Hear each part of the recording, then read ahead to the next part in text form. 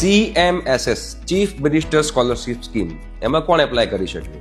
એમાં 7 કેટેગરી છે બેટા. એ 7 કેટેગરી અહીંયા આગળ બતાવીશ. આમાંથી તમે કોઈ પણ કેટેગરીમાં હો તો તમે MYSY મુખ્યમંત્રી યુવા સ્વાવલંબન યોજનાની સાથે સાથે આ CMSS સ્કોલરશિપ તમે એપ્લાય કરી શકો છો, જેમાં તમને તમારી કોલેજની ફીના 50% અથવા તો 1 લાખ આવી બેમાંથી જે ઓછું હોય એ તમને લોકોને મળતું હોય છે. સૌથી પહેલા તો એવી ગર્લ્સ, એવા તાલુકાની ગર્લ્સ જે તાલુકામાં જે સાક્ષરતા દર 50%થી ઓછો હોય. જો તમે છોકરી છો અને એવા કોઈ તાલુકામાં હો, તમે લોકો એપ્લાય કરી શકો છો. રાઈટ? તમે લોકો ગુજરાત રાજ્યના વતની હો. બીજી કેટેગરી કહું છું, યુદ્ધ, આતંકવાદ, નક્સલવાદ જેવા કારણોસર ફરજો દરમિયાન મરી ગયા હોય એવા અથવા કાયમી વિકલાંગ થયા હોય તેવા ભારતીય સેના કેન્દ્રીય કે રાજ્યના અર્ધલશ્કરી દળોના કેન્દ્રીય કે રાજ્યના અનામત પોલીસ દળો અને ગુજરાત પોલીસ દળના જવાનોના સંતાનો.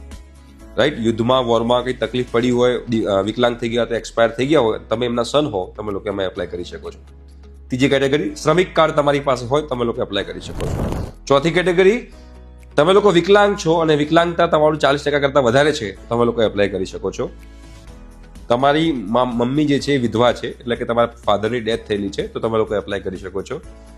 તમારા મમ્મીમાં બંને ડેથ થયેલી છે તો પણ તમે એપ્લાય કરી શકો છો. અથવા તો તમારા પપ્પા મમ્મીના ડાયવોર્સ થઈ ગયા છે અને તમે તમારી મમ્મી જોડે રહ્યા છો અથવા રહી રહ્યા છો, તો આ 7 કેટેગરીના વિદ્યાર્થીઓ જે છે એ CMSS માં એપ્લાય કરી શકે છે.